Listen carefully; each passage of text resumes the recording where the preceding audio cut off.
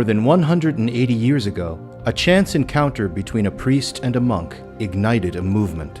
Father Henry Lemke and Father Boniface Wimmer had a common goal: to bring the Catholic faith to the German immigrants of North America.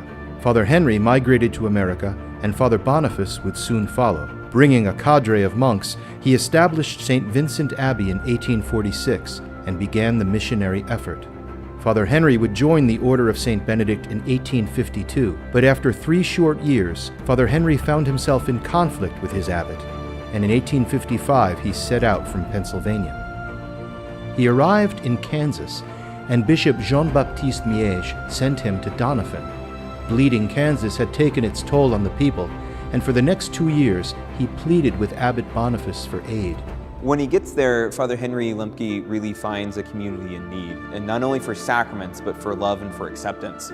He finds a young man that's suffering from syphilis, and he takes him in and he gives him his own bed, and Father Henry sleeps on the floor. Through the last sacraments in this instance, Father Henry is really able to save this man's soul in the end.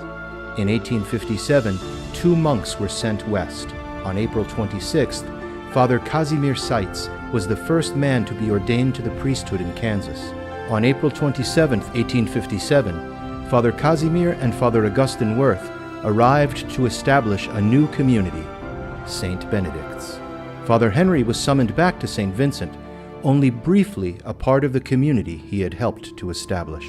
Only months later, in 1858, the monks moved to Atchison. Father Augustine established St. Benedict's College in hopes to recruit and train new monks to serve the growing migrant population. The early Kansas monks were courageous missionaries, offering the sacraments across the Kansas Territory to the Rocky Mountains, into Nebraska, Iowa, and Missouri.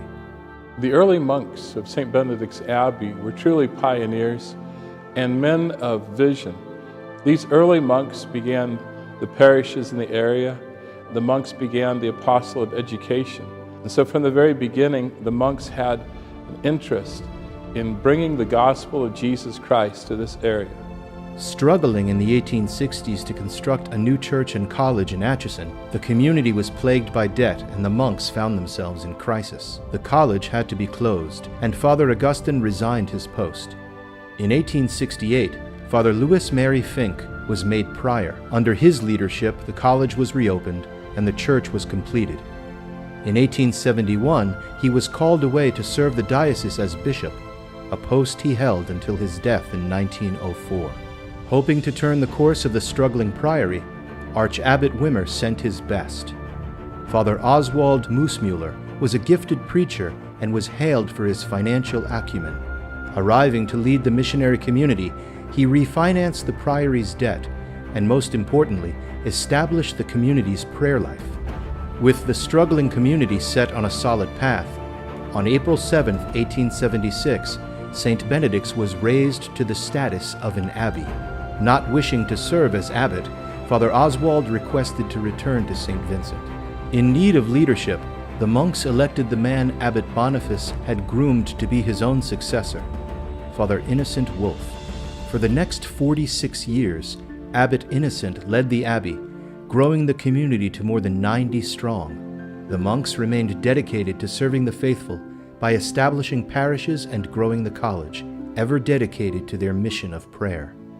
Since then, 8 men have led the abbey as abbot, each shaping the community according to the needs of the day, from serving in wartime to caring for the imprisoned, from offering the sacraments to serving as educators.